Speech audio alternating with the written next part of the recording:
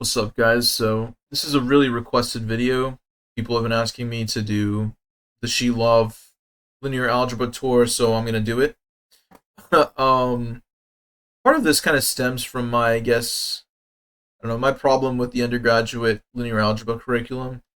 A lot of it's kind of trash. Like most books are pretty bad. They don't like teach determinants until like the very last couple of chapters. They become like these hyper they become way too modern mathematics way too fast without like addressing just basics. So I don't know, that's just kind of like something that I've personally like had a problem with is, and also the one classes that are like catered towards computer scientists where it's just like row echelon the entire time, or just like computational type things. It's like, AI is going to replace them anyways, so it's fine. I'm joking. That was a joke. But no, this is gonna be aimed towards well, I'll let Sheilov say this. Undergraduate students majoring in physics and math, okay? So like yeah, that's what this text is for. Ooh, that looks brown. It's gross. Um but yeah, this book considers space over arbitrary number field. You don't even need to know what a number is to begin writing this, or to begin reading this, writing this, whatever. I don't even know what I'm saying. Don't write books. That's kind of weird. But yeah, so I've marked all over this book um already. So I've marked all over this book already. So, anyways, what am I saying? God, this is gonna go on YouTube. All right, I need to log in. So we're gonna talk about determinants, number fields, the theory of linear systems, linear spaces. This is like basically the foundation of quantum mechanics right here. Um, you know, being able to play around with uh, like Hilbert spaces, superpositions of state vectors, probability amplitudes. All of this depends on your ability to like manipulate systems of linear equations, linear spaces, and linear functions of a vector argument. Coordinate transformations. This is general relativity. Um, Kind of goes a little bit through tensors as well. It's a good foundation for tensor calculus. Um, Canonical forms of matrix and linear operators. Um, this is the foundation for the representation theory. Um, Bilinear quadratic forms. This is for like field theory and special relativity. You can think of this as like providing the foundation for metric tensors, Lorentz signatures, space-time intervals, Lagrangian densities. So this is a good reference for that. I mean, I have the book right here with me, and it's pretty. I mean, it's a lot to accomplish in like 200 pages, but it gets done. He does it, and like the writing is very terse. You'll come to find that, but he has very high expectations of his readers, as he should, as any undergraduate tech should. Undergraduate tech should not insult your intelligence. It should, leave things up to you to figure out and to explore. That's just how it should be, and give you hard problems. Um, Unitary spaces, normal operators, quadratic forms in unitary spaces, Hermitian quadratic forms. This is all quantum observables. Like this is quite literally just your class in quantum mechanics. Everything's covered up to here. Like I mean, it's your class in the basics of quantum mechanics. Before you actually start like thinking physically about things.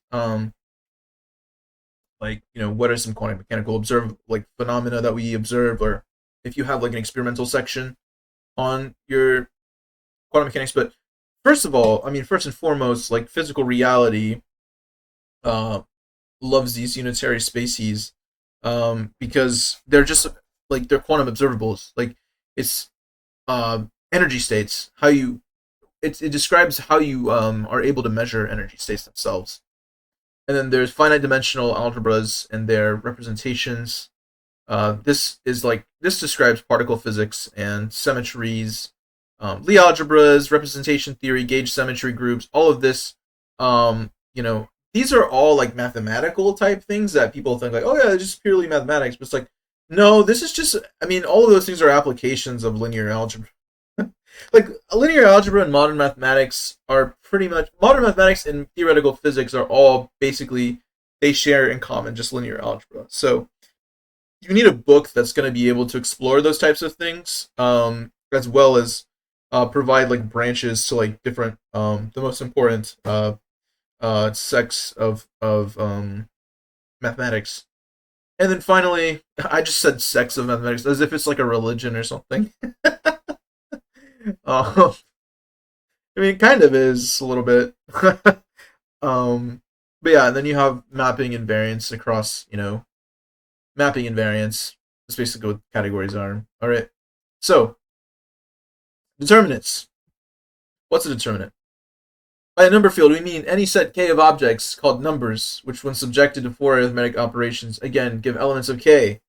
So you don't have to know what a number is. It's going to walk you through everything that you need to know for the number field, or for a field of numbers, and then it's a set of objects that have that are numbers. And then it'll walk you through all of those things. It'll walk you through the fundamental theorem of algebra, and solving, any algebraic equation. So like it's basically just starting off like, here's everything. Here's all the pieces of the puzzle. It's your job to figure out how to compute these things, and we're going to define a determinant in this way by inversions, parity, um, you know, spatial orientation, index inversion. Like you're going to be able to. And by the way, there's Kramer's rule derived system of two linear equations for just regular Kramer's rule, kind of. Yeah, well, it gives you the solutions. Yeah, there you go. It's like a primitive of Kramer's rule. But anyways, one of the coolest, I think, something that this book provides is little terse things like this, where they say the property just proved established the equivalence of rows and columns of a determinant. Therefore, further properties of determinants will not be stated and proved only for the columns. So, like, if you think about this, if you're like some computational freak guy that just you just in linear algebra just to compute things, get do the mental math and then get out, right? Like, that's all you're there for. Like, this type of thing, and of course, this is a really small. It seems like a little innocent like type of statement, but the abstraction that we lift our reasoning, our line of reasoning to, when we say that the columns of the dynamic system or whatever that we're trying to describe possess a mirror symmetry, that if I take if by transposition they're the same, then it follows that we can just treat everything as columns, or the rows in the column, we can just treat them as the same thing. And so what that then means is you can then arrive at like, oh, the determinant will change sign if two of its columns are interchanged, or determinant with identical columns vanishes. So like these corollaries all come from some like terse like thing that he mentions or whatever, and it's like, damn, like, that makes a lot of sense. So yeah, and I mean the most important theorem I would say in this chapter would just be, I guess, the linear property of determinants, and that is allows you to play around with all kinds of things once you understand that determinants are linear themselves. There's also the Vandermonde determinant, that describes that all quantities are distinct and the determinant does not vanish. That's the basis for basically all of polynomial interpolation, spectral methods, algebraic geometry, all of those things. So the Vandermonde determinant is important. He's giving you basically all of the tools necessary, the computational type tools that are necessary to, be able to do that. And also, by the way, check the problems. The problems are pretty good. They'll get you to reason through just like what sign do these terms have or whatever, and then with the determinant of order 6. So like, just very like like, oh shit, I have no idea, like I should be able to do that and go back and read the text and figure it out. Okay. Next would be linear spaces. So what I enjoyed about this part of the text was how basically instead of just thinking about the physical idea of some directed line segment, right? We're like, you know what? Let's get rid of that entirely. um, it probably wasn't even physical to begin with, and all that remains left is the operations, and the operations themselves are going to constitute what a linear space is or what a vector space is.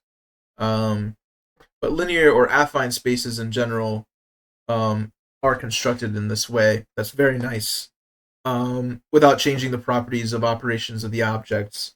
So it's a nice upgrade because when we're in this level of generality, we can arrive at some interesting theorems. So theorems that are actually quite surprising and that a lot of let's see basis dimensions. Yeah. Here's a theorem that I highlighted. I also have some highlights here in my physical book that I have just in case I think of anything as we go along. But yeah, in a space K of dimension n, there exists a basis consisting of n vectors. Moreover, any set of n linearly independent vectors of the space K is a basis for the space. Now, why that structural theorem is probably, I would say this is probably the most important theorem of linear spaces of this chapter, is because, first of all, just constructing bases, proving independence, finding spanning sets, and then extending the basis is this like mandatory kind of like, I would say doorway to higher functional analysis and manifolds or theory of manifolds. So that in and of itself, to be able to talk about these quantities very abstractly, you need to have some command over those things. So yeah, that's what I would say. Important result. And the dimension itself is invariant, and then also the dimension can also become infinite, and then that would construct Hilbert spaces, infinite dimensional Hilbert spaces, where continuous function spaces are seemingly describe probabilistic quantum states. All right. So next, what we can do is move on to systems of equations.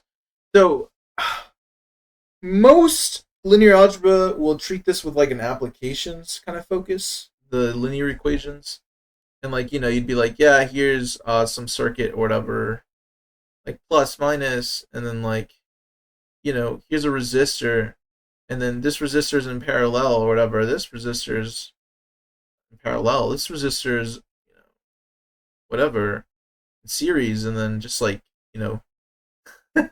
then here's R1, R2, and you have like a bunch of variables, and then like you have to like solve the system, and it's just like this puzzle basically. That's what it is. I'm against like I'm not against circuits obviously, but because they make my computer work, but I'm against the isolated algebraic puzzles to be solved by like substituting shit, and then like that's linear systems. Sheilov is also against it because, well, he's not explicitly against it, but basically he asks under what precise structural conditions is a solution mathematically possible. I mean, that's basically what he's asking. And the question becomes interesting because the dimension. Let's go down here. Yeah. That's right. The dimension of a linear manifold spanned by the vectors corresponding to the columns of a matrix equals to the rank of a matrix, which this rank is just an algebraic quantity that tells you about the degrees of freedom of some system. And moreover, the vectors corresponding to the basis columns of A form a basis for this linear manifold. So what that means is that, and furthermore, you can go down and say like the maximum number of linearly independent rows in a matrix A is the same as the maximum numbers of linearly independent columns in A. So what that means is that you're connecting this algebraic concept, right, of a matrix rank to the geometric concept of spatial dimensionality. And it's a subtle thing, but this will transition you from thinking about like matrices as grids of numbers to viewing them as bounding geometries themselves. So the matrix will encapsulate a defined space, and the rank will define the boundaries of basically that reality for a specific dynamical system. And I would say that's probably the most developed, like the most important development of this section here is the system of linear equations. It's just right in the front, like, and then the rest is just kind of an elaboration. The Kronecker-Capelli theorem kind of explicitly lays that out. I'd mentioned that in an old video, but yeah. Anyways, let's move on. 4. So, for chapter 4, this is kind of a nice transition from just being we're kind of going we're coming from static geometric spaces to continuously transforming these spaces. And with modern mathematics, this we can think about this idea of linear operators, okay, or vector arguments, which whose argument is a vector in the space, and then linear functions, and then functions whose values whatever give you linear operators. Okay, so there's this nice like kind of little. It's not a monologue because it's very precise. Like with this leads to this, leads to this, leads to this. But yeah, what rank of the matrix? Yeah, the rank of the matrix operator does not depend on the choice of bases. All right, and what that basically means is that a matrix itself is a shadow cast upon a specific coordinate basis. So like whenever you have like some kind of operator, an operator is just a general way of describing or it's a more general, it's not a more general object, but it is the object, and the matrix itself is like a kind of a representation of that object, right? And so what this specifically means is that if you're casting this on a specific coordinate basis, then if the basis changes, the matrix changes its value, its numeric values entirely. But the rank, or like all of these geometric properties that define the absolute dimension of your operator's range, that remains eternally invariant. So there's no way that you can possibly like destroy that without destroying the actual operator itself. So that's the defining feature, the invariance. So that's important. Also an important theorem in this section is the rank nullity theorem. So we could say, let's say, of the null space. Dimension of the null space? Hello?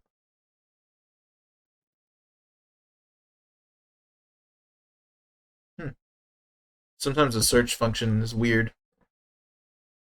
But the dimension of the null space of the operator would equal the rank. No, I have it right here. Let me see.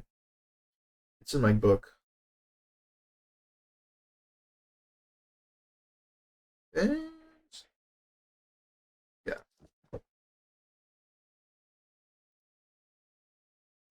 Yeah, dimension of the null space of the operator.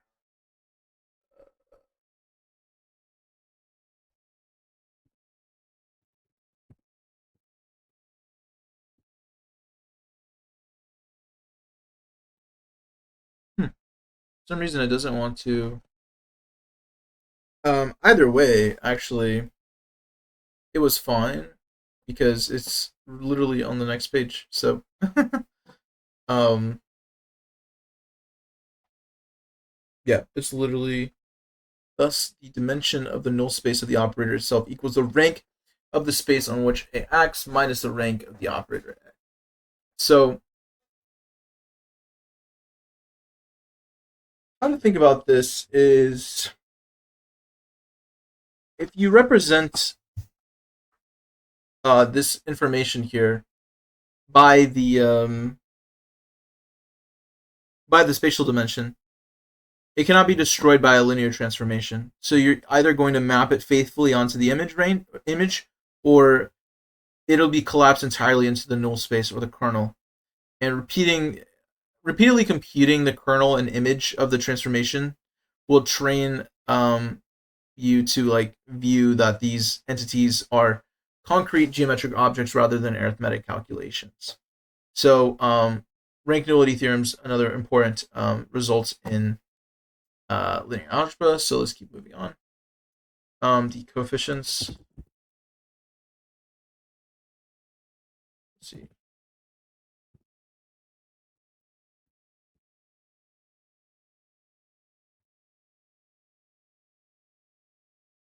There we go.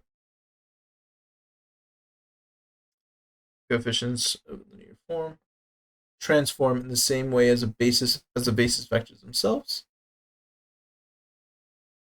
All right, and this is oh, by the way, this is in chapter 5. So let's go back to chapter 5 real quick. Coordinate transformations. So basically, this is relativity, and you can think about this as essentially human chosen coordinate systems are entirely arbitrary. The true mathematical and physical reality is found exclusively in what remains invariant when those coordinates are altered. So that's essentially what this is trying to argue for. And what we have here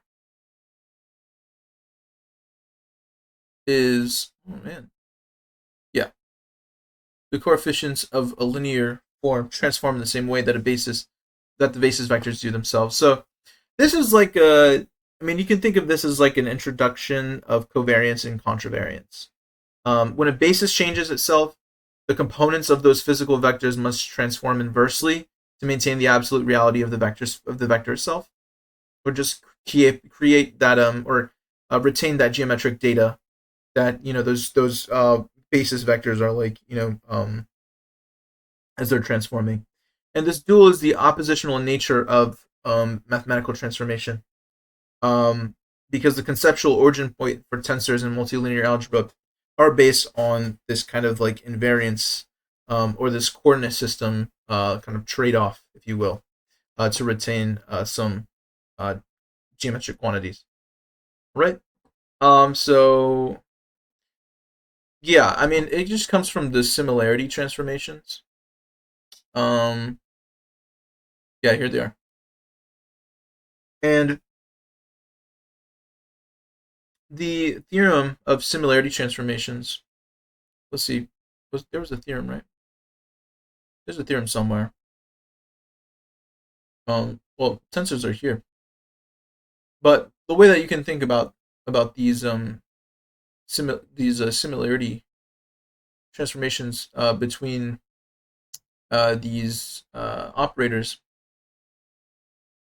is that what's going to, even though you have you're basically going to have a change of perspective, but the determinants, and the eigenvalues of the operator are entirely immune to the application of the transition matrices.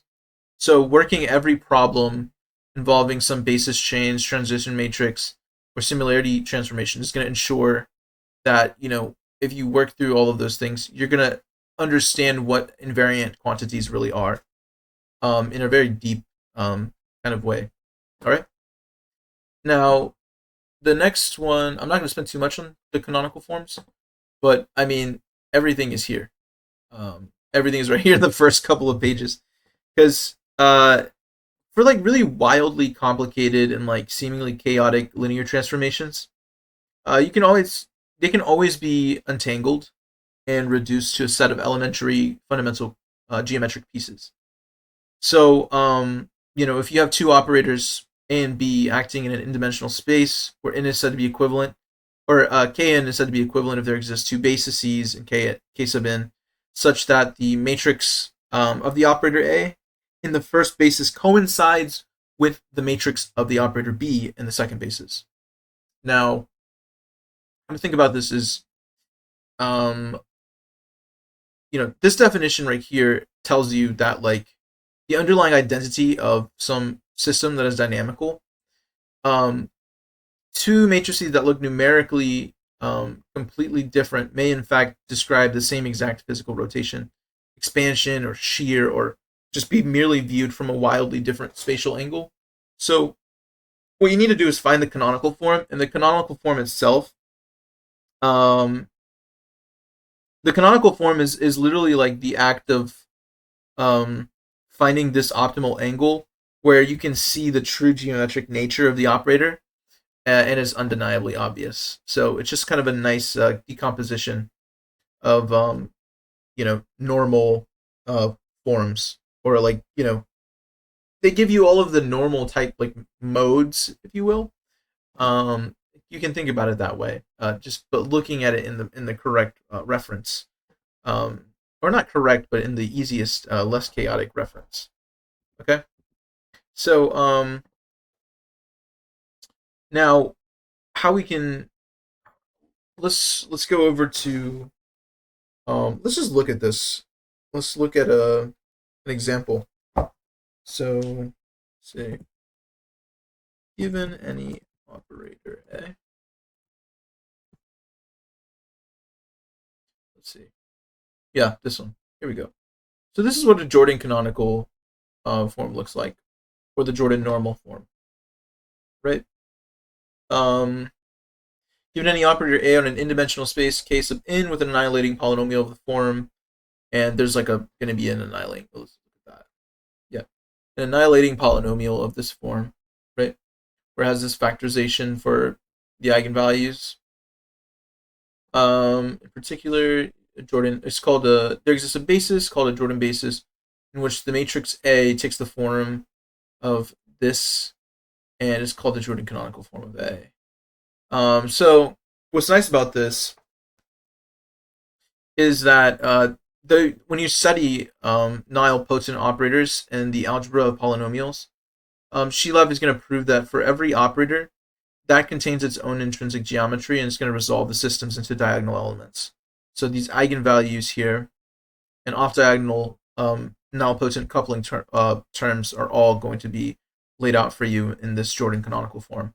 So if you master Jordan form problems, it's not just for like algorithmic computation, but it's for this nice like philosophical type of realization that these complex systems can be decomposed very nicely. And yeah, that's pretty much it. When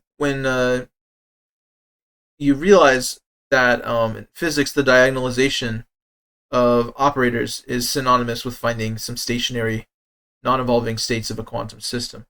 So it's always really important to be able to do that.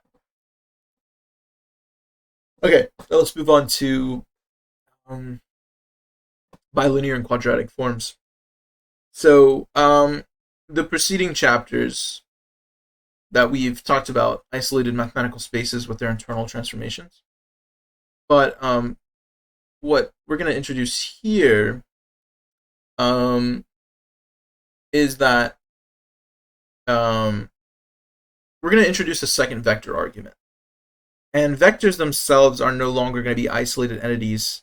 They're going to possess the capacity to act upon geometrically and measure one another and do things like that. So the profound, I guess, idea would just be, while a linear form merely projects a vector onto a scalar number, a bilinear form, form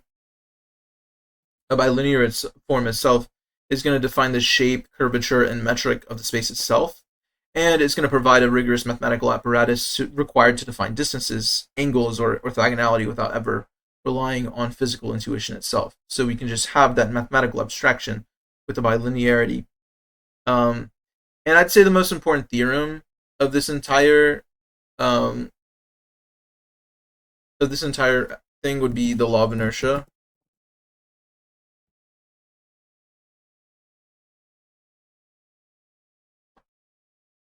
Yeah. Law of inertia. A quadratic form. Yeah. So essentially what's happening here is if a quadratic form in a real space is written in canonical form, the total number of positive coefficients and the total number of negative coefficients are invariants of the form. That means that they do not depend on the choice of canonical basis. So this theorem is the mathematical bedrock of metric spaces and manifolds, and the invariant numbers of positive and negative coefficients that define the formal fundamental idea of like a signature of a space.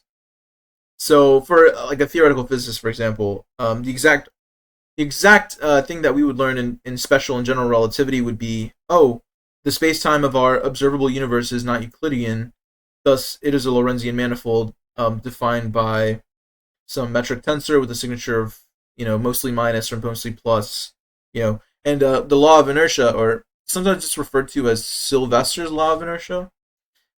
This just mathematically guarantees that no matter how an observer accelerates, rotates, or changes their reference frame, um, the fundamental causal signature of space-time cannot be altered.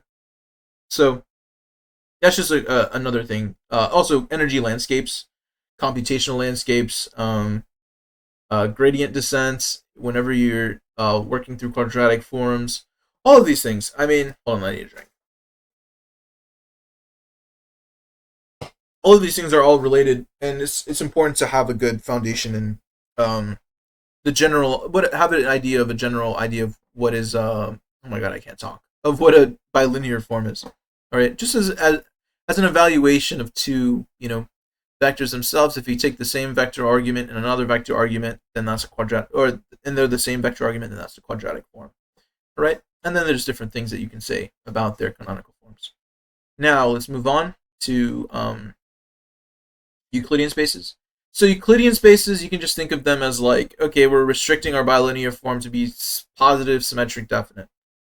And when this is very applied. This is very applied mathematics in physics, because it's like, it just defines the specific metric concepts of length and angle within an arbitrary abstract space that allows for actually you can compute some geometric stuff.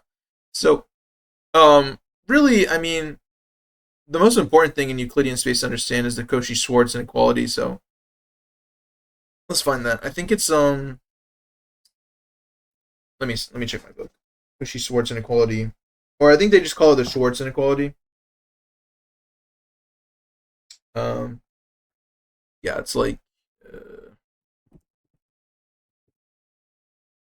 yeah, absolute value of a scalar. Yeah, here it is. Perfect. The absolute value of a scalar product of two vectors equals the product of their lengths, if and only if the vectors are collinear. All right, that's Schwarz's inequality. So this is nice because, and again, Shilov with this terse, nice wording. I love it. That's great. But he's just saying like it's profound because it serves the ultimate mathematical arbiter, I guess, if you will, of similarity between the two abstract objects of vectors, and within a Euclidean space of like wave states, or just if something is collinear, they're fundamentally the exact same state, and that will define the absolute boundary of geometric projection and correlation. So this is also just its statistical fields as well are Euclidean. Now you can look at the essential theorem of this chapter is okay. So the Gram-Schmidt, or not the Gram-Schmidt, but just the general orthogonalization theorem. I mean, it should be pretty obvious. There's a figure coming up. Yeah, there it is. So the orthogonalization theorem just says, well, let us have like a sequence or infinite sequence of vectors in Euclidean space. A linear manifold is whatever. And such that every vector yk, it's just every vector yk is a linear combination of because it spans. Yeah, yeah, yeah.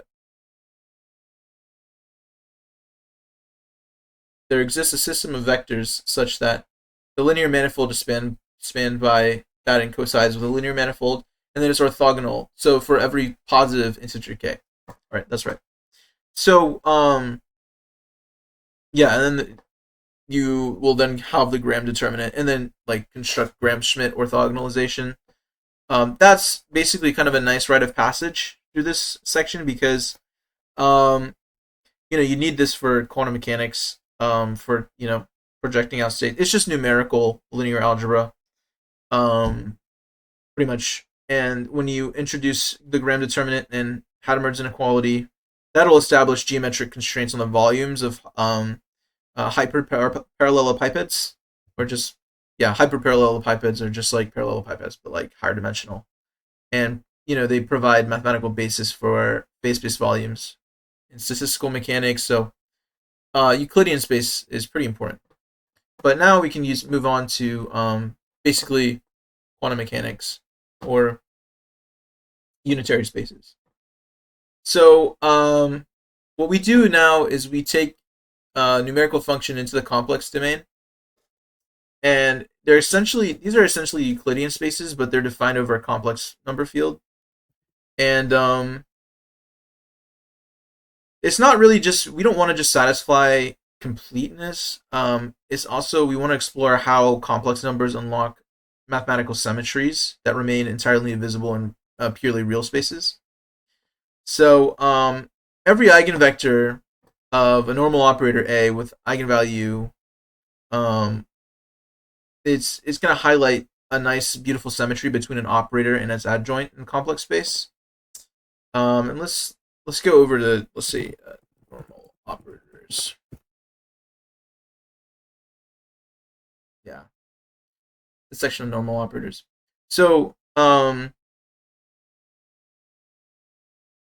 so normal operators, they're going to possess this nice like geometric balance because you're going to take the adjoint or the conjugate transpose that does not destroy or warp the geometric eigenvectors of the space.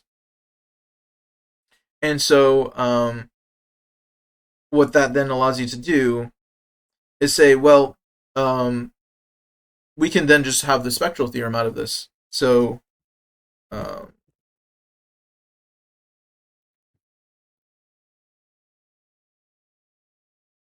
which actually is not coming up for some reason. But for self-adjoint operators, basically, given any normal operator acting on a unitary space, there exists an orthonormal basis consisting of eigenvectors. So the existence of the orthonormal basis is the spectral theorem here. It's a self-adjoint operator, but technically, usually it's done with normal operators. But this is Shilov. Okay, he knows what's up. I tend to listen to Shilov's suggestions over anything else. Yeah. Anyways, there's different ways that these things got referred to, and there's also language translation. This was originally written in Russian, but yeah, that's kind of something to keep in mind.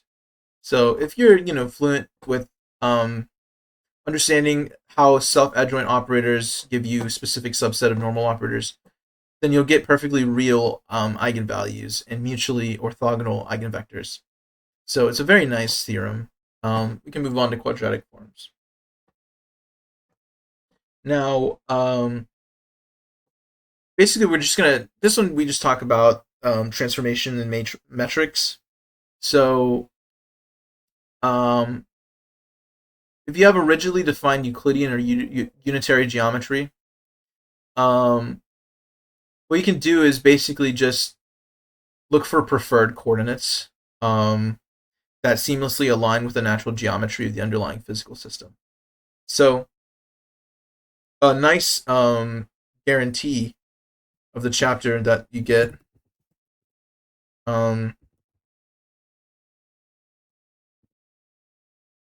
is every symmetric bilinear form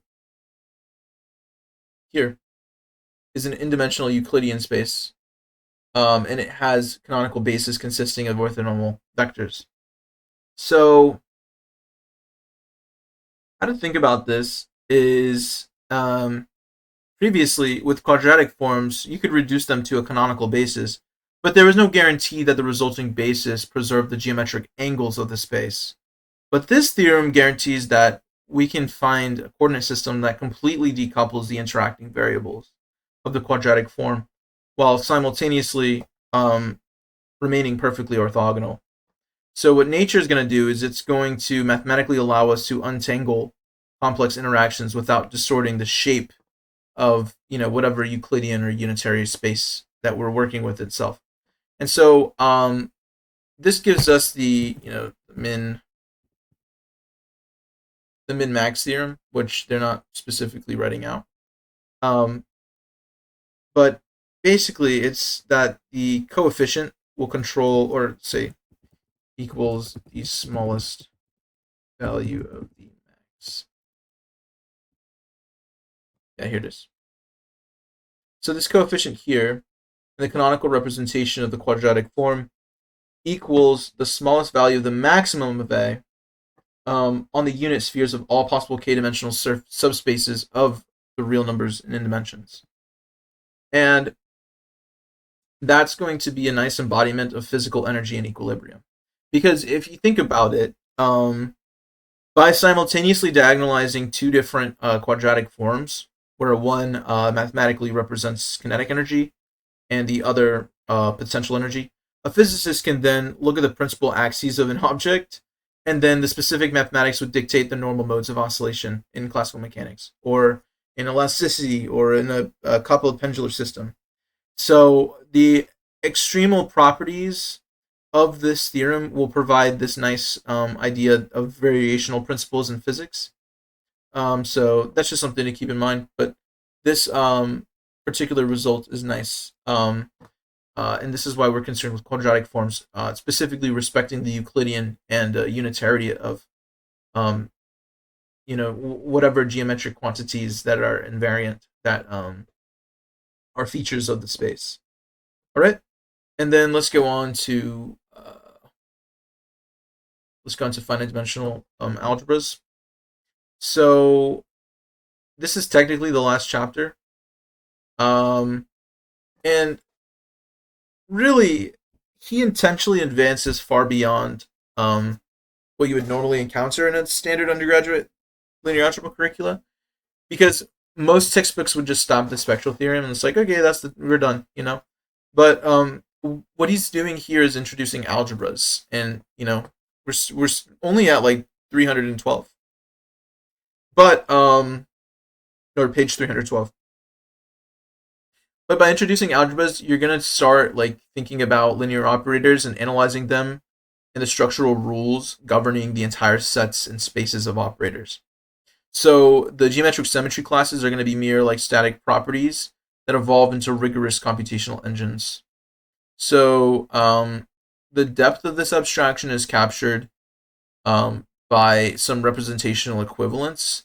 So let's say if we have two representations. Let's see.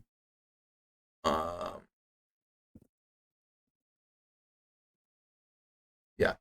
So two representations of an algebra A are said to be equivalent if there's an isomorphism between the linear spaces, all right, such that this for every A in A. This gives us a structural equivalence on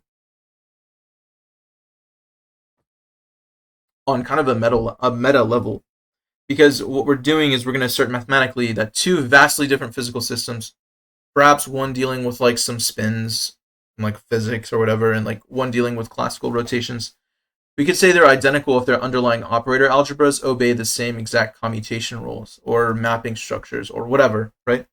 So this is algebras themselves become extremely important because this important theorem is advanced, or you would advance this to the domain of something called Schur's lemma, which basically says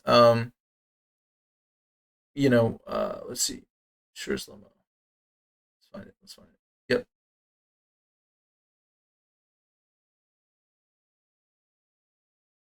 Right here. So let T, which is a mapping from A to B of C, be an irreducible representation of the algebra A over the field C. Then every operator in C, which commutes with all the operators T sub A, is a multiple of the identity operator E. All right. And Schur's lemma is an axiom then of some nice power in representation theory that allows us to then piece together Lie algebras and abstract algebra. So for a physicist, you would think that this chapter opens with some nice doorway into modern particle physics and the Standard Model. And representation theory is exactly how physicists clarify elementary particles. And, operators in the algebra themselves, really operators, just kind of, they're representing symmetry transformations. So you can think of them as like spatial rotations or gauge transformations. But Schur's lemma is mathematically, it guarantees that if a quantum state possesses a certain irreducible symmetry, any physical observable that commutes with that symmetry must be a simple scalar constant on that state. So that's kind of this nice mathematical mechanism behind some of the theorems which allow physicists to predict atomic transition probabilities or selection rules from the geometry of space, and drastically reducing the need for complex quantum computations. Okay, so lastly, we can go into the categories of infinite dimensional spaces. So this is the appendix, and the inclusion of category theory, it just shows that Shilov has this unwavering commitment to cutting-edge mathematical abstraction. So even though it is based on physics, it's based on physics, but you wouldn't know that it's based on physics unless you've already been through the churn, So it's good to just get a good proper preparation in linear algebra the way that this is being done anyways. But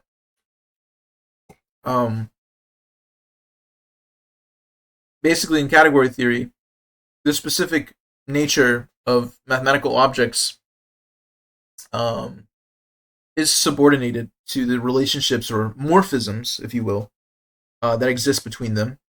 So the core philosophical idea is that an object is not defined by its internal constituents, but it gets a little philosophical, but it's entirely by how it interacts with the rest of the mathematical universe. So you can train yourself to recognize this by elevating matrices themselves into relational maps. So, there's like a little section that I thought was pretty good.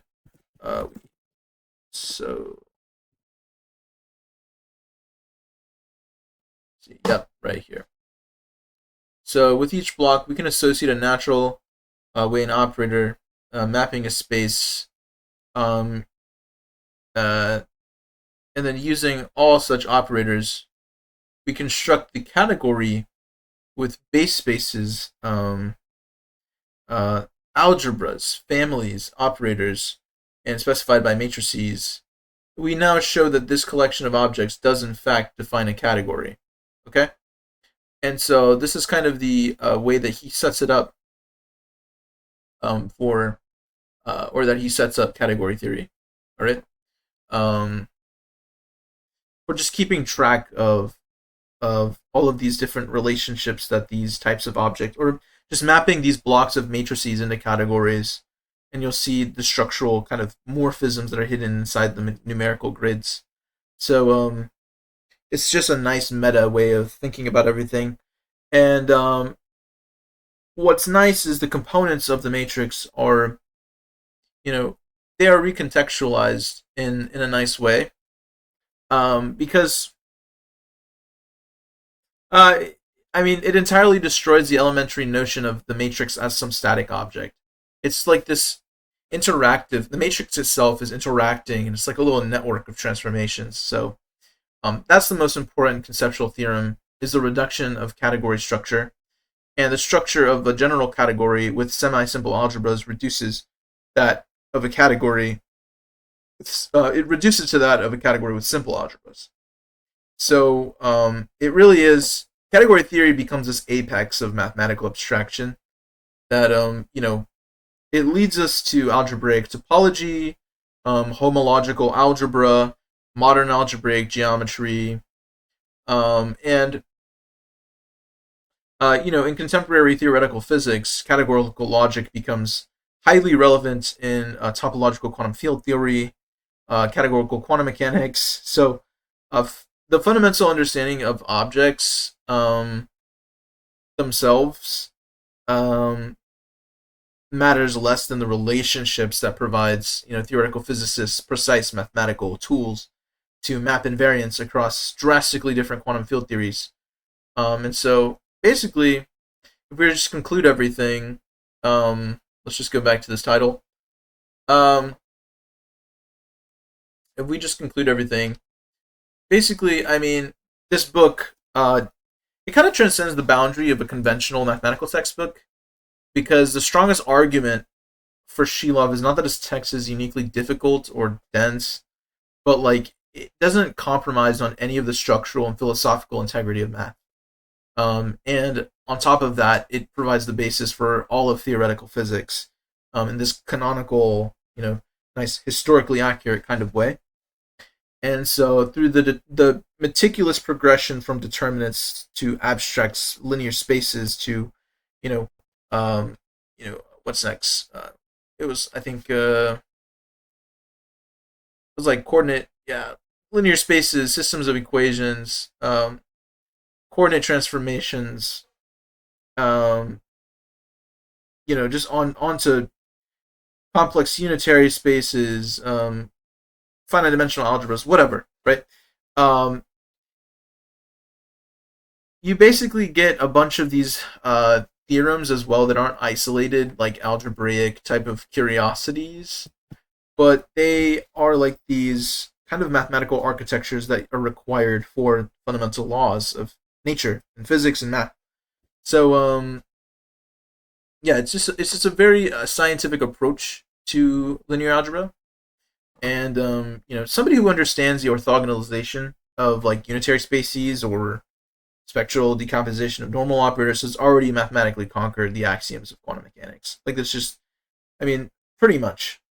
So, like the computational rote, if you will, of matrix multiplication and row reduction, those things kind of fade from your memory.